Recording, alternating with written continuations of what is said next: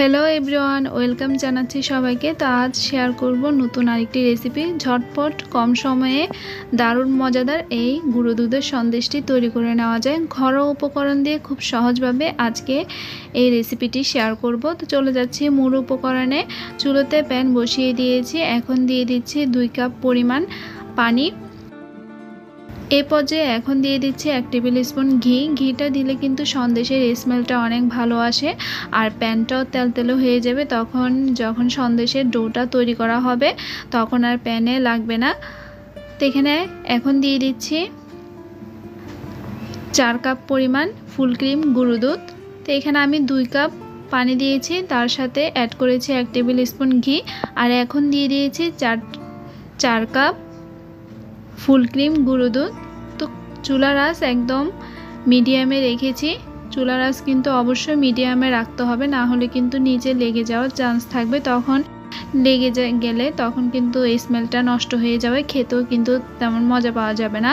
তাই সময় নিয়ে চুলার আঁচ একদম মিডিয়ামে রেখে নেড়েচেড়ে এভাবে ডোটা তৈরি করে নিতে হবে।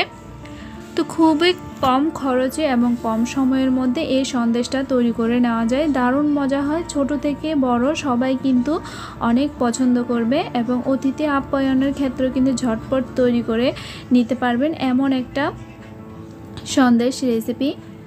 তো এইভাবে চুলার আঁচ মিডিয়ামে রেখে যখন এই পর্যায়ে একটু ঘন হয়ে আসলো তখন অ্যাড করে দিলাম 1 কাপ পরিমাণ চিনি। তো চিনিটা দিয়েও এভাবে নেড়ে চেড়ে নিচ্ছি। এই যে প্রায় 3-4 মিনিট পর দেখতে পাচ্ছেন কতটা সুন্দর করে ঘন হয়ে আসলো। চুলার আঁচ কিন্তু মিডিয়ামে রেখে আমি এটা তৈরি করে নিচ্ছি। তো এভাবে আরও কিছুক্ষণ নেড়ে চেড়ে নিলাম। এই যে দেখুন কতটা সুন্দরভাবে হয়ে গিয়েছে আর প্যান থেকে উঠে আসছে, তার মানে আমার ডোটা পুরোপুরি তৈরি করে নেওয়া হয়ে গিয়েছে।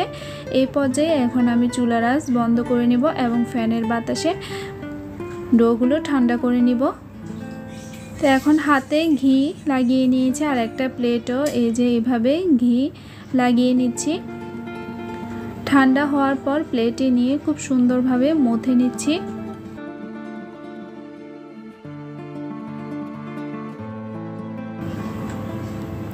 এবার আমি সন্দেশগুলো তৈরি করে নিচ্ছি। তো এভাবে ছোট ছোট লেচি কেটে নিচ্ছি। যে যার ইচ্ছা মতো যেমন শেপ দেওয়ার ইচ্ছা হয় ওইভাবে করে নিতে পারেন। তো আমি এভাবেই করে নিচ্ছি। তো এইভাবে সন্দেশগুলো বানিয়ে কিন্তু 2-3 দিন স্টোর করে রেখেও খেতে পারবেন।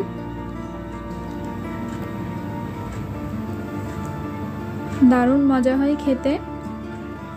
তো এইভাবে স্কোয়ার শেপ দিয়েও আমি তৈরি করে নিচ্ছি।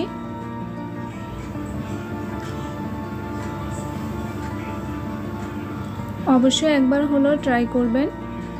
খুব সহজভাবে ঘরোয়া উপকরণ দিয়ে ঝটপট এই সন্দেশটা তৈরি করে নেওয়া যায় কোনো প্রকার ঝামেলা ছাড়াই। খেতে কিন্তু দারুণ মজা হয়।